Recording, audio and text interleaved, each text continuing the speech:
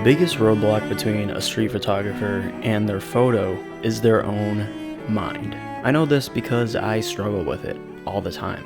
I still get that internal chatter of what people might think about what I'm doing, what someone might say if they notice me, and a lot of people will say that it gets easier through experience, which is true, it does, but only to an extent.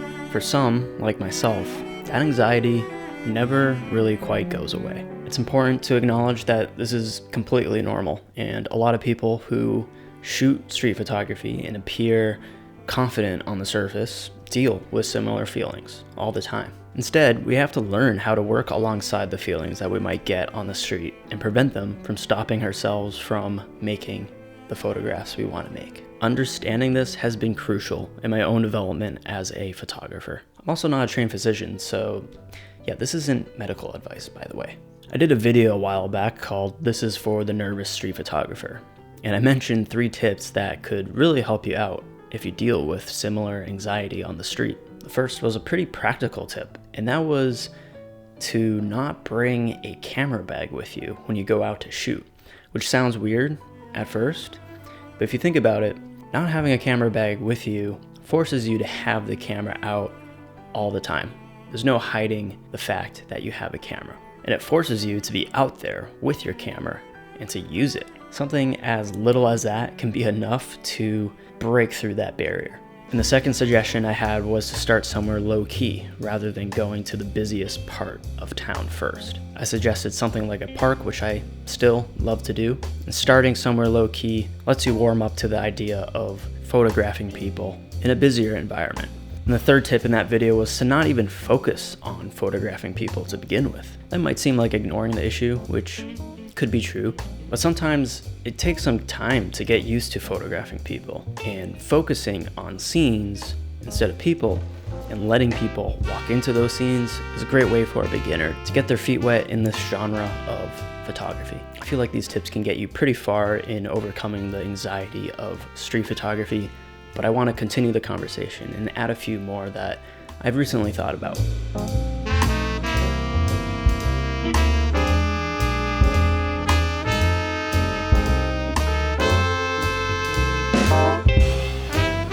Recently, I've been photographing a lot of events happening in the city.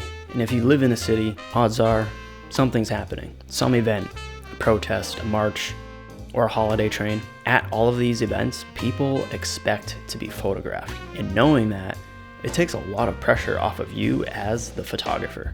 You can feel comfortable about photographing people because the people you are photographing are comfortable with being photographed.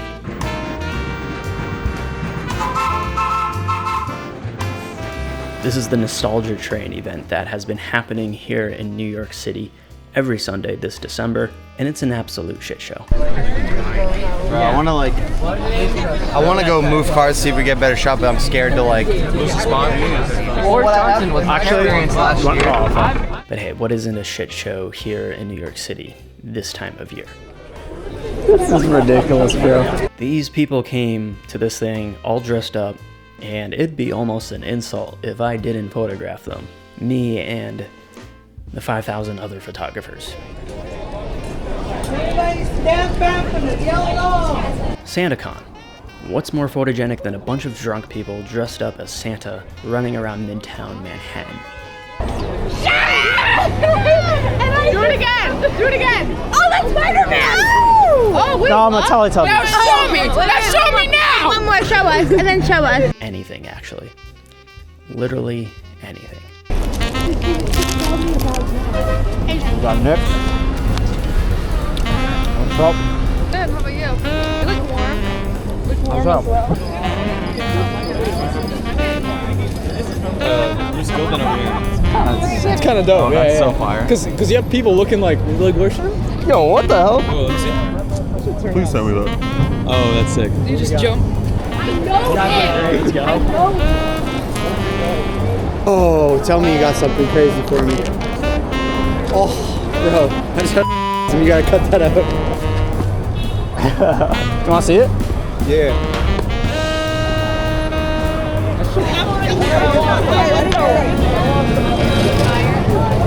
That one's good.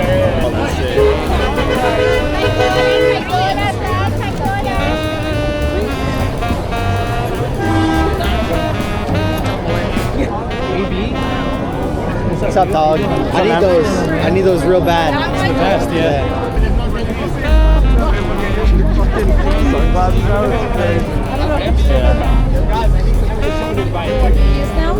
The same camera. And the flash.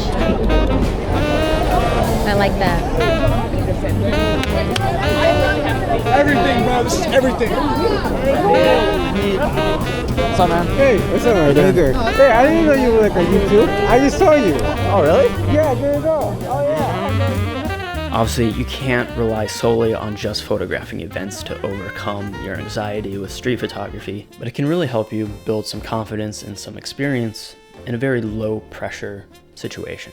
And you'll come to realize that at the end of the day, your worst fears of what might potentially happen don't really happen.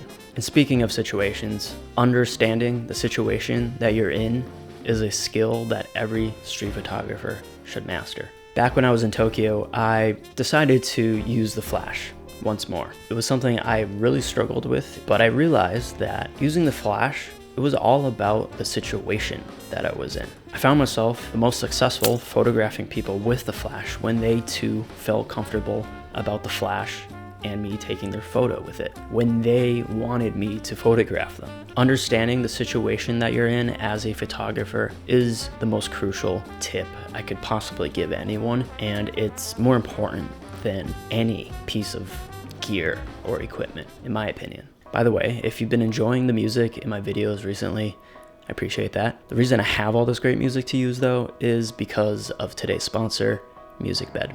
I use MusicBed to source all the music that I have in my videos, and it's, in my opinion, by far the best catalog of music with over 60,000 songs to choose from. And when it comes to making videos, no matter the platform really, but for me personally on YouTube, I feel like music is a very essential part of storytelling. It's so important to me in my workflow to the point where I use music to help myself edit a video. I use the tempo of a song to decide where I'm going to cut to the next shot. But more importantly, music can be used to help drive a particular feeling that you want the viewer to have.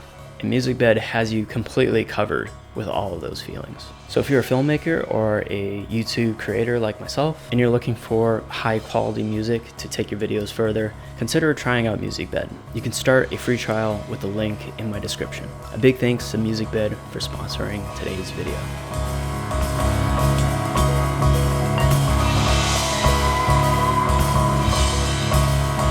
Nonverbal communication.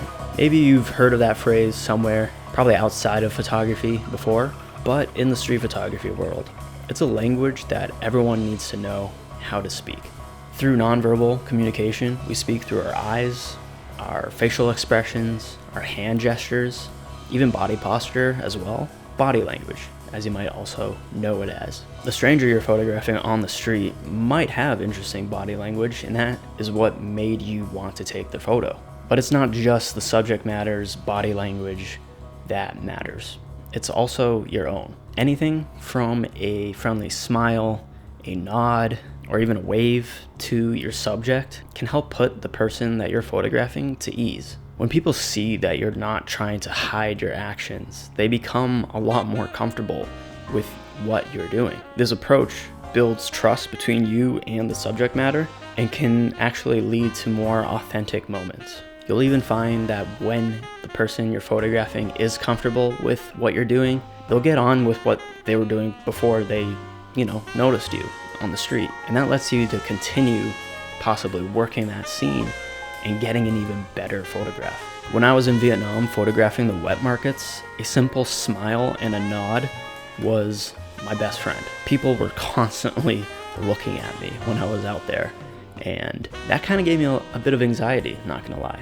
At the end of the day, people are just curious about what I'm doing. And anytime I saw someone staring at me, I would look back at them, smile, nod, and they'd smile back almost 9 times out of 10 and continue on with what they were doing. It's not necessarily about making them feel comfortable. It's more about myself knowing that they feel comfortable, which in turn makes me more comfortable and puts myself at ease, and that anxiety kind of goes away.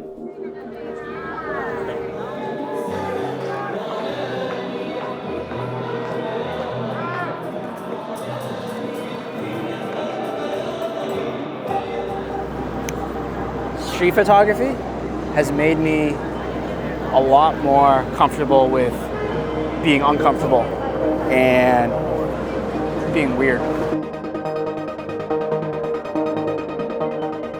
So these tips, they're just the beginning of trying to break through that anxiety of street photography. Over time, you'll come to realize that the key isn't just about techniques or strategies, but about developing a deeper understanding about what you're doing and how you're photographing. That self-awareness has helped me a lot in recognizing when that internal chatter is kind of holding me back and when it's actually serving as a useful guide for my own photography. Sometimes when I feel uncomfortable about a photograph or potential photograph, that might be a sign for me to not take that photograph and to instead just let that moment pass by. Understanding why you're taking a photograph to begin with will help you out so much with street photography itself, but the anxiety around it.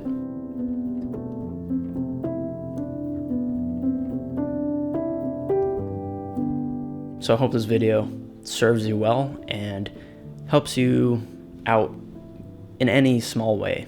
At the end of the day, there's nothing wrong with being a little weird.